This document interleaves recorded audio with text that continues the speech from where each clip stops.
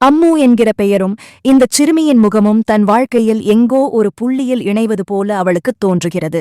விபத்திற்குப் பிறகு தன் வாழ்க்கையில் இழந்த அந்த 3 ஆண்டுகளைப் பற்றி 2023 முதல் 2026 வரை இன்று எப்படியாவது அம்மாவிடம் சண்டையிட்டாவது கேட்டுவிட வேண்டும் என்று காவேரி உறுதி எடுத்துக் கொள்கிறாள். அன்று பள்ளி முடிந்ததும் அம்முவிடம் விடைபெற்றுவிட்டு காவேரி கிளம்புகிறாள். அதே சமயம் அந்த வழியாக காரில் வரும் அன்பரசும் ராதாவும் காவேரியை பார்த்து அதிர்ச்சியடைகிறார்கள். அங்கே பாருங்க, காவேரி வரா, அவகிட்ட பேசி அவ எங்க வேலை செய்யறான்னு தெரிஞ்சுக்கலாம் என்று ராதா சொல்ல அன்பரசு காரை நிறுத்தி அவளிடம் பேசுகிறார். காவேரிக்கு அவர்களை அடையாளம் தெரியவில்லை. நீங்க யாரு, என்னை ஏன் கேள்வி கேட்கிறீங்க என்று அவள் கேட்க, உங்க அம்மாவுக்கு எங்களை நல்லா தெரியுமா, சும்மா நலம் விசாரிக்கலாம்னு வந்தோம், நீ இங்க என்ன பண்ற என்கிறார்கள். தான் அருகில் இருக்கும் பள்ளியில் ஆசிரியையாக இருப்பதாக காவேரி சொல்ல அன்பரசு நிலை குலைந்து போகிறார். தன் பேத்தியும் அதே பள்ளியில்தான் படிக்கிறாள் என்பது அவருக்குத் தெரியும். எப்படியாவது விஜய் கண்ணில் காவேரி படுவதற்கு முன் இந்த இடத்தை விட்டுச் செல்ல வேண்டும் என்று அவர் நினைக்கிறார். காவேரி வீட்டிற்குச் சென்றதும் அங்கு தன் அக்கா கங்காவையும் அவர் மகளையும் பார்க்கிறாள். சிறிது நேர பேச்சுக்குப் பிறகு தன் அம்மா சாரதாவிடம், அம்மா, இன்னைக்கு என்ன 2 பேர் பார்த்தாங்க. ஒருத்தருக்கு தலை சொட்டையா இருந்தது, இன்னொருத்தவங்க உங்கள மாதிரி வயசானவங்க. அவங்க யாருன்னு எனக்கு தெரியல. அப்புறம் அம்மா, எனக்கு அந்த விபத்துக்கு அப்புறம் மறந்த அந்த 3 வருஷத்துல என்ன நடந்ததுன்னு இப்பவே சொல்லுங்க. என் கிளாஸ்ல ஒரு பொண்ணு இருக்கா, அவ பேரும் காவேரி தான். அவ பேசுறதை கேட்டா எனக்குள்ள ஏதோ பழைய நினைவுகள் வந்துட்டு போகுது என்று பிடிவாதமாக கேட்கிறாள். இதைக் கேட்டு சாரதாவுக்கு பயம் வந்து விடுகிறது. ஒருவேளை அது காவேரியின் சொந்த மகளாக இருக்குமோ என்று அவர் உள்ளுக்குள் நடுங்குகிறார். மறுபுறம் அன்பரசு வீட்டிற்குச் சென்று நடந்தவற்றைச் சொல்ல தாத்தா பதற்றமடைகிறார். விஜய் உண்மையை அறிந்தால் என்னாகும் என்று பயந்து ஊரை விட்டே காலி செய்து விடலாம் என்று அன்பரசு யோசனை கூறுகிறார். ஆனால் அப்போது அங்கே வரும் விஜய் தன் மகள் அம்முவிடம் பேசுகிறான். அப்பா, என் கிளாஸ் மிஸ் பேரு காவேரிப்பா, அவங்கள எனக்கு ரொம்ப பிடிக்கும், ஒரு நாளாவது வந்து பாருங்கப்பா என்று அம்மு சொல்ல விஜய்க்கு தூக்கி வாரி போடுகிறது. நிச்சயமா நாளைக்கு உங்க மிஸ்ஸஸை வந்து பார்க்கிறேன் என்று அவன் அவளிடம் உறுதி அளிக்கிறான். வீட்டிற்குள் நுழைந்த விஜயிடம் அன்பரசு மீண்டும் ஒரு திருமணப் பேச்சை எடுக்கிறார். காவேரி இறந்து 5 வருஷம் ஆச்சு, நீ இன்னும் எவ்வளவு நாளைக்கு தனியா இருப்ப என்று கேட்க விஜய் கோபமாக மறுக்கிறான். என் பொண்டாட்டினா அது காவேரி மட்டும்தான், அந்த இடத்துல வேற யாரையும் வச்சுக்கூட பார்க்க மாட்டேன் என்று கத்திவிட்டுச் செல்கிறான். தாத்தா சென்னையை விட்டு போகலாம் என்று சொல்லும்போது விஜய்க்கு சந்தேகம் வலுக்கிறது. எல்லாரும் ஏதோ மறைக்கிறார்கள், காவேரி கண்டிப்பா உயிரோடுதான் இருப்பாள் என்று அவன் மனம் நம்புகிறது. அடுத்த நாள் காலை காவேரியும் கங்காவும் நடந்து பள்ளிக்குச் செல்கிறார்கள். கங்கா திரும்பி போகும்போது காரில் வரும் விஜயை பார்த்து அதிர்ச்சியில் உறைகிறாள். வீட்டிற்கு ஓடிச் சென்று, அம்மா, விஜய் தம்பி உயிரோடுதான் இருக்காரு, நான் என் கண்ணாலேயே பார்த்தேன். அப்புறம் காவேரி சொல்ற அந்த பொண்ணு அவளோட குழந்தையாதான் இருக்கும். ஏன் இப்படி 2 பேரையும் பிரிச்சு வச்சு எல்லாரும் பாவம் பண்றாங்க என்று சாரதாவிடம் கேட்கிறாள். இதைக் கேட்ட சாரதா ஆவேசமடைந்து, விஜய் உயிரோடு இருக்கும்போது இவங்க ஏன் இப்படி பொய் சொன்னாங்கன்னு தெரியல, காவேரிக்கு எல்லா உண்மையும் தெரிய வச்சு அவளை விஜயோட சேர்த்து வைக்கிறேனா இல்லையான்னு மட்டும் பாரு என்று சவால் விடுகிறார். அன்று மாலை விஜய் தன் மகளை அழைக்க பள்ளிக்கு வருகிறான். அப்பா, அதோ நிக்கிறாங்களே, அவங்கதான் என் காவேரி மிஸ் என்று அம்மு கை காட்ட அங்கே நிற்பது தன் காவேரிதான் என்று கண்டதும் விஜய் ஓடிச் சென்று அவளை அணைத்துக் கொள்கிறான். அந்த தொடுதலும் அந்த முகமும் காவேரிக்குள்ளே ஒரு மின்னலைத் தூண்டுகிறது. மூளைக்குள் மறைந்திருந்த பிம்பங்கள் ஒவ்வொன்றாக தெளிவாக விஜய் என்று அலறுகிறாள். அவளுக்கு பழைய நினைவுகள் அனைத்தும் திரும்பி வந்துவிடுகின்றன.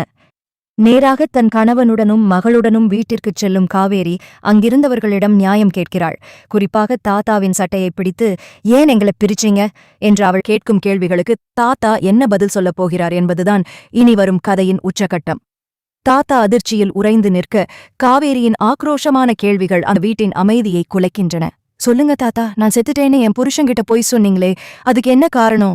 என்னோட குழந்தைய என்கிட்ட இருந்து பிரிச்சு 3 வருஷம் என் வாழ்க்கையே இருட்டாக்கிட்டீங்களே, இது அடுக்குமா என்று காவேரி கதறுகிறாள். விஜய் ஆத்திரத்துடன், உங்களை என் தெய்வமா நினைச்சேன் மாமா, ஆனா நீங்க இப்படி ஒரு துரோகத்தைச் செய்வீங்கன்னு நான் கனவுல கூட நினைக்கல. காவேரி உயிரோட இருக்கான்னு தெரிஞ்சும் எனக்கு வேற கல்யாணம் பண்ணி வைக்க பார்த்தீங்களே, உங்களுக்கு மனசாட்சியே இல்லையா என்று கேட்கிறான். அன்பரசுவும் ராதாவும் தலைகுனிந்து நிற்க தாத்தா மெல்ல தன் மௌனத்தை கலைக்கிறார். விஜய், காவேரி, என்ன மன்னிச்சிடுங்க, நான் செஞ்சது தப்புதான், ஆனா அதுக்கு ஒரு வலுவான காரணம் இருந்தது என்று சொல்லத் தொடங்குகிறார். அன்னைக்கு ஆக்சிடென்ட் ஆனப்போ காவேரிக்கு ரொம்ப பலமான அடி. டாக்டர்ஸ் எல்லாரும் பிழைக்கிறது கஷ்டம்னு சொல்லிட்டாங்க. ஆனா அதே சமயம் நம்ம குடும்ப பகைவன் மாணிக்கம் காவேரி உயிரோட இருந்தா அவளை கொல்ல காத்துக்கிட்டு இருந்தான். நீயும் அப்ப கோமால இருந்தே விஜய், உன்னையும் குழந்தையையும் காப்பாத்தணும்னா காவேரி இறந்துட்டான்னு ஒரு பொய்ய சொன்னா மட்டும்தான் அந்த பகைவன் அமைதியாவான்னு நினைச்சேன். சாரதா கிட்டையும் குமரன் கிட்டையும் சொல்லி காவேரிய ரகசியமா வேற ஊருக்கு கொண்டு போய் சிகிச்சை கொடுக்கச் சொன்னதே நான் தான். அவளுக்கு பழைய ஞாபகம் போயிருந்தது. ஒரு வகையில அவ உயிருக்கு பாதுகாப்புன்னு நினைச்சேன். ஆனா காலம் இப்படி ஒரு நாள் உண்மையை சொல்லும்னு நான் எதிர்பார்க்கல் என்று தாத்தா உண்மையை உடைக்கிறார். இதைக் கேட்டதும் காவேரியின் கோபம் சற்று தணிகிறது. ஆனாலும் தன் மகளை பிரிந்து வாடிய அந்த வருடங்களை அவளால் மறக்க முடியவில்லை. பாதுகாப்புக்காக எங்களை இப்படி பிரிப்பீங்களா தாத்தா? ஒரு தாய்க்கு தன் குழந்தைதான் பாதுகாப்புன்னு உங்களுக்கு தெரியாதா என்று கேட்கிறாள். அப்போது குட்டி காவேரி அம்மு மெல்ல வந்து காவேரியின் கையை பிடித்து, மிஸ், இல்லல்ல அம்மா, இனிமே நம்ம எல்லாரும் ஒன்னா இருப்போம்ல என்று மழலை மாறாமல் கேட்கிறாள். அந்த ஒரு வார்த்தை காவேரியின் இதயத்தை உருக்குகிறது. மகளை வாரி அணைத்துக் கொண்டு முத்தமிடுகிறாள். விஜய் காவேரியின் கையை பற்றிக்கொண்டு, இனி யாராலையும் நம்மளை பிரிக்க முடியாது. தாத்தா செஞ்சது தப்பா இருந்தாலும் அதோட நோக்கம் நம்மள காப்பாத்துறதுதான். இப்போவாவது உண்மை தெரிஞ்சதே அது போதும் என்கிறான். சாரதாவும் கங்காவும் அங்கே வந்து சேர குடும்பமே ஒன்று சேர்கிறது. காவேரி தன் பழைய நினைவுகளுடன் தன் கணவன் மற்றும் மகளுடன் மீண்டும் ஒரு புதிய வாழ்க்கையை தொடங்குகிறாள். மாணிக்கத்தின் அச்சுறுத்தல் இன்னும் முடிவுக்கு வரவில்லை என்றாலும் காவேரியும் விஜயும் இணைந்து அதை எதிர்கொள்ளத் தயாராகிறார்கள். தாத்தா சொன்ன உண்மைகளைக் கேட்டதும் அந்த அறையில் ஒரு நிமிடம் மயான அமைதி நிலவியது. மாணிக்கம் என்பவன் தன் குடும்பத்தின் மேல் வைத்திருந்த பகையால்தான் இத்தனை நாடகங்கள் நடந்தன என்பதை விஜயால் ஜீரணிக்கவே முடியவில்லை. பாதுகாப்புக்காக எங்களை பிரிச்சதா சொல்றீங்களே தாத்தா, ஆனா அந்த 3 வருஷம் ஒவ்வொரு நிமிஷமும் நான் செத்து செத்து பிழைச்சேன்.